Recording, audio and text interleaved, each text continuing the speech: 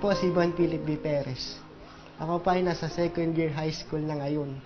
Ako po ay may cerebral palsy simula pa lang na pinanganak ako. Ang saya-saya talaga dito, no?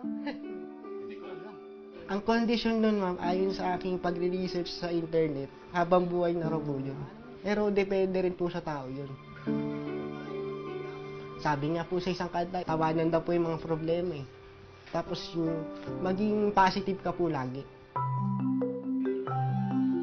Nakikinig po ako ngayon sa 92.3 News FM. Bakit po ako lagi nakikinig dito? Dahil po, si Ma'am Laila Checadora po at si Ma'am Lucy. Saya. Nakakapaglaro naman po kasama yung mga kaibigan.